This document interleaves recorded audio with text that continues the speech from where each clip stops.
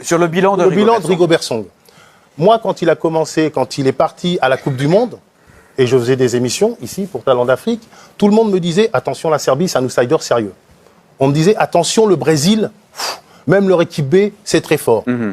Il a fait match nul contre la Serbie. Il a battu le Brésil. Donc, je n'ai pas l'impression que cette Coupe du Monde soit ratée. On peut parler du style, de tout ce que l'on veut. Oui. Factuellement, je n'ai pas l'impression que la Coupe du Monde soit ratée.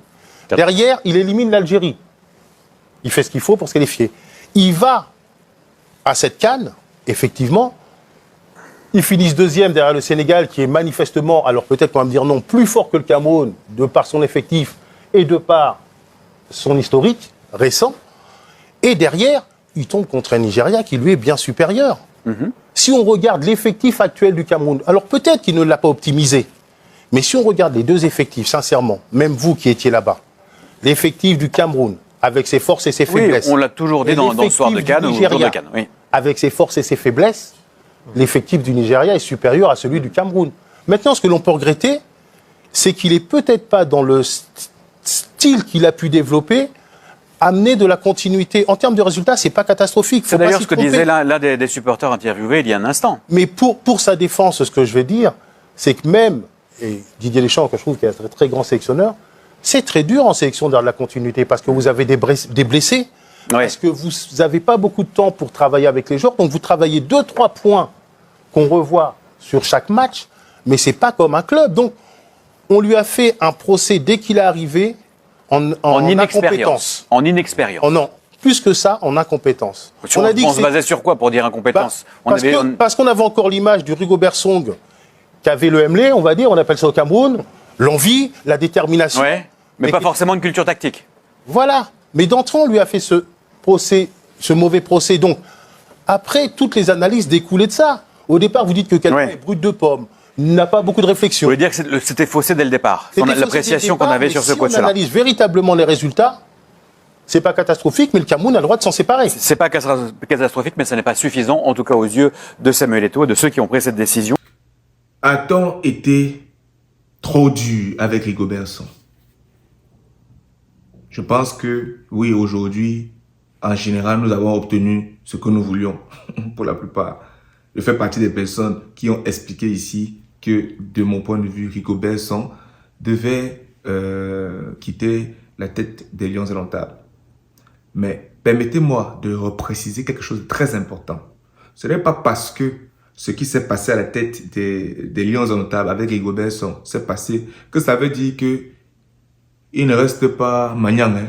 Faites très attention, tout le monde est là dehors. Il reste le capitaine Courage. Jusqu'à ce qu'il y ait un autre capitaine qui arrive, là, qui nous montre que oui, il peut prendre toute l'énergie il peut dépasser l'énergie que Rigobert Song nous a montré. Voilà, qui viennent. Mais en attendant, il demeure le capitaine Courage. Magnang, le 4, le Hemley. Oui, c'est lui, c'est comme ça. Maintenant, une fois qu'on a fini ça, on revient sur le sujet. Est-ce qu'on a été trop dur? Bon, si on rabobine encore la cassette, premièrement, il arrive dans un contexte assez complexe. Au-delà du fait que le gouvernement, à travers le ministère des Sports, avait déclaré que Conceição devait rester, plusieurs personnes, parmi lesquelles moi, je me rappelle quand je voyais ce match Cameroun-Égypte en demi-finale au Cameroun, je me rappelle quand j'ai vu certains remplacements qui faisaient comment l'équipe se comportait. Je me rappelle, j'avais fait des posts où j'avais dit à certains amis, les gars, ça c'est le comportement d'un gars qui va se faire virer certainement à la fin de la compétition. Bon. Et on a vu plusieurs supporters des Lions indomptables sortir dans une vidéo virale d'un RP, justement, qui disait qu'il rentre, qu'il rentre. Donc c'était pour vous dire que vraiment tout le monde était quasiment unanime sur le fait que Conceição devait partir. Et naturellement, ensuite la question se posait, qui devait prendre la tête? Eto'o est arrivé, il nous a parlé de nationaliser le banc. Très bonne chose, ce que moi jusqu'ici, je continue de croire. Je continue de croire que c'est possible. Ce qui, en passant, doit nous permettre de rappeler à tous les coachs camerounais, où qu'ils soient, à l'intérieur ou à l'extérieur du pays, franchement les gars, mettez vos travail. Oui, mettez vos travail. Trouvez des clubs, trouvez des équipes, coachez, même si c'est les bébés, coachez tout le monde. Franchement, coachez, il faut coacher. Oui, définitivement. Mais, donc, il arrive dans un contexte spécial. Et dans ce contexte où il arrive, il faut donc déjà rapidement pouvoir se qualifier pour le mondial. Ce qu'il réussit, quelle que soit la façon ou tout ce qu'on va dire. Parce que là, à ce moment, on ne peut pas réclamer un quelconque fond de jeu. On veut la qualification. Derrière, il faut pouvoir arriver à ce mondial. Il réussit, quel que soit ce qu'on va dire, au-delà de tout ce qui s'est passé, il réussit quand même à donner une performance plutôt honorable du Cameroun. Parce qu'il réussit à faire match nul avec la Serbie. Il réussit à battre le Brésil. Que d'aucuns ont même dit que ce Brésil-là, même le Brésil, l'équipe B du Brésil pouvait taper le Cameroun. Plusieurs ont dit ça. Mais quand le Cameroun a fini de taper, comme les gens ne savent pas assumer ce qu'ils disent, maintenant on vient nous dire que maintenant on fait comme si battre le Brésil, c'est gagner la Coupe du Monde. Bon, moi j'entre pas dans ce débat-là, mais je reste tranquille. Moi je suis un supporter des Lions de l'Ontario. Ce que moi j'attends, c'est que les Lions de l'Ontario battent tout le monde. Tapent tout le monde. Oui. Dès que tu viens, on est amis en dehors du terrain. En dehors du terrain, on est les amis. Tout le monde est amis. Dès qu'il y a un match, les gars, attention, on doit d'abord taper. Oui.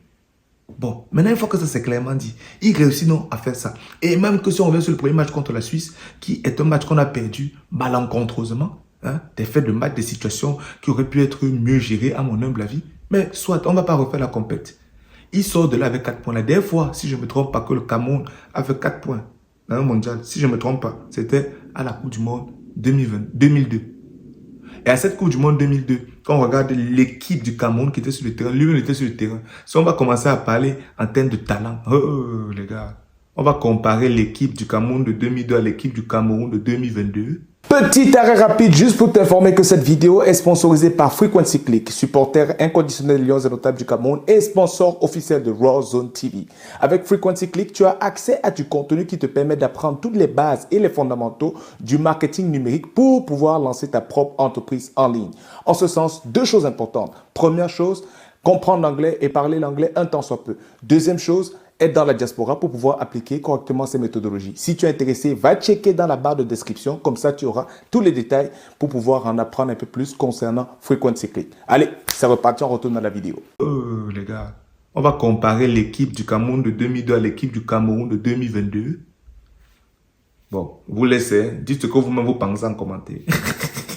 Mais pour revenir sur le sujet, comme je suis en train de dire, il réussit quand même cette prouesse-là. Donc, il ne faut pas le lui enlever. Et dans un contexte difficile, où si on doit même d'abord revenir sur son arrivée, avant même qu'il ait commencé, on lui avait déjà fait tous les procès. C'est-à-dire qu'il y a les gens qui ont prétendu qu'il n'aurait pas de diplôme, il y a les gens qui ont même remis en question même quasiment sa capacité d'analyse extraordinaire. Donc c'est-à-dire que les gens qui remettaient en question sa capacité à pouvoir réfléchir, même souvent. Bon, quand déjà quelqu'un commence dans un environnement comme ça, je me dis que tout est quasiment déjà orchestré pour pouvoir, comment je veux dire ça, ne pas lui permettre de travailler véritablement dans la sérénité. Puisque si tu commences même déjà, avant que tu n'aies fait un truc, on est en train de te critiquer de partout. C'est compliqué. C'est très compliqué. Donc, une fois que je finis de dire ça, je n'oublie pas que même quand il arrive, si je ne me trompe pas, il y avait des gens qui étaient en train de parler du fait que c'est Eto'o qui va contrôler les choses, comme on a entendu pendant toute la période où était le coach des Lions. Donc, il réussit quand même malgré tout à qualifier le Cameroun pour la CAN. Donc, quand on va regarder en termes d'objectifs, les objectifs c'était qualification pour le mondial, qualification pour la CAN. Elles ont été acquises. Même s'il n'y a pas eu forcément de bilan spécifique en termes d'équipe nationale du Cameroun au mondial, ou qu'il n'y a pas eu forcément un vrai bilan du point de vue de la CAN, le fait est que les objectifs principaux de base ont été atteints. Maintenant, concernant la CAN, où on peut dire que oui, là par contre, les objectifs sont très importants au niveau du Cameroun, il était question à mon avis de pouvoir arriver minimalement en demi-finale.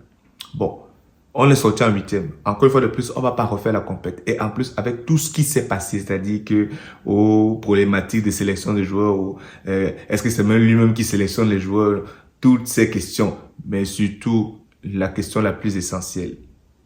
Quel projet de jeu? Quel fond de jeu? Ça, c'est vraiment très important. Et donc, à la fin de la journée, quand on va regarder tout ça, on va voir donc que les résultats que Rigobert Song a eus ne sont pas dans l'absolu des résultats extraordinairement catastrophiques. C'est pas catastrophique dans l'absolu. Maintenant, est-ce qu'il a la possibilité de travailler? Moi, j'estime que l'environnement n'a pas vraiment donné la possibilité à Rigobert Song de pouvoir travailler. Parce que on allait toujours, par exemple, nous ramener sur le fait que il a été coach, je crois, chez les A' ou plus bas, je sais plus, et que voilà, il n'a pas réussi à faire X ou à faire Y ou à faire Z. Sauf que, à mon humble avis, c'est pas parce que tu n'as pas réussi à faire X ou à faire Y ou à faire Z dans un passé que tu ne peux pas faire W dans le futur. Attention, hein, les amis. Faut éviter les schémas compliqués que des fois on veut développer. La preuve étant que, malgré tout ça, malgré un fond de jeu quasiment inexistant à la CAN, malgré vraiment de la difficulté même à exister dans les matchs, il a quand même réussi à qualifier le Cameroun pour les 8e. Là où plusieurs estimaient que le Cameroun n'était même pas capable de le faire. Puisque dans son historique, lui-même en tant que coach, il n'a même jamais pu faire ça. Donc, vous voyez qu'il a pu faire quelque chose qu'il n'a pas pu faire dans les catégories inférieures. Donc, maintenant, si on répond à la question, est-ce qu'on a donc été finalement trop dur avec Rigo Besson? Personnellement, je dirais que oui, on a quand même été assez dur avec Rigo Besson. C'est pas parce que j'ai dit qu'il doit partir que ça veut dire que je ne vais pas aussi dire qu'on a été trop dur. On a été trop dur. Arrêtez-moi ça. Et donc, ça veut dire que le prochain qui arrive, on doit lui permettre de travailler. Mais attention, comment on va lui permettre de travailler là, qu'il soit Camerounais ou pas? Le jour qu'un Camerounais arrive là, franchement, on laisse le Camerounais là travailler. Il dit que qui que ce soit, qu'on le connaisse, qu'on ne le connaisse pas, qu'il ait les diplômes, qu'il n'ait pas les diplômes, qu'on le laisse travailler. Et quand je dis qu'on le laisse, que ce soit les supporters, que ce soit les dirigeants, on laisse cette personne travailler. Cette personne et son staff travailler. Et maintenant, on vous réclame justement des choses spécifiques. Fond de jeu, X, Y, Z. Je vous attends en commentaire. Dites ce que vous pensez qu'on est supposé réclamer. Mais comme je dis, il faut laisser le temps. Et d'ailleurs, vous avez suivi comment on a parlé de temps plus tôt dans la vidéo. Donc, je pense que ça, c'est très important. Donc, j'ai envie de dire qu'on n'a pas pu laisser le temps à Rigo Besson travailler. Mais, de l'autre côté, là où, finalement, toutes ces situations, comment je veux dire ça, toutes ces situations n'ont finalement été que le décor qui était planté. Parce que maintenant, là où on attend l'équipe, c'est la proposition de jeu, le fond de jeu. Et à ce niveau, malheureusement, Rigo Besson ne nous a pas montré des choses satisfaisantes. Surtout qu'on a pu voir plusieurs fois des jeunes joueurs qui sont appelés, qu'on ne voit même pas jouer. Mais on nous parle de reconstruction. Mais pourquoi allons pas de reconstruction lorsque quand il y a les opportunités, même pour de les faire jouer, on ne les voit pas sur le terrain? Donc, autant de questions qui ont fait que, à mon avis, tout ce que j'ai présenté, les situations extra-sportives, oh, les diplômes, pas les diplômes, oh, tout ça là, c'est lui qui sélectionne les joueurs, c'est pas lui qui a sélectionné. Tout ça pour moi ne sont que le décor. Le point culminant, malheureusement, c'est le fond de jeu. Et alors là-bas, même si oui, on a été trop dur, il ne s'est pas aidé. Voilà ce que moi je pense sincèrement. Qu'est-ce que vous en pensez? Est-ce que malgré tout ça, un Camerounais mérite de prendre la tête? À l'instant ici, à l'intérieur du territoire comme à l'extérieur, quels sont les profils de Camerounais qu'on estime qui peuvent prendre les rênes? Est-ce qu'on a vu les shortlists qui sont sortis? D'accord, pas de souci. Même si moi, dans l'absolu, je me pose des questions. Pourquoi ces personnes-là spécifiquement, il n'y avait pas d'autres profils? C'est une question d'argent? À mon avis, je suis pas sûr. En tout cas, si tu as apprécié la vidéo, n'oublie pas d'envoyer un like, de t'abonner et d'activer la cloche de notification afin d'être au courant de toutes nos prochaines vidéos. Sur Warzone TV, nous parlons de football. Nous parlons de football africain. Nous parlons des lions indomptables du Cameroun. Nous parlons du football camerounais naturellement. Et donc, si ça t'intéresse, encore une fois de plus, n'hésite pas à partager massivement cette vidéo à toutes les personnes qui, comme toi et moi, sont intéressées par ces sujets. On se voit dans la prochaine vidéo.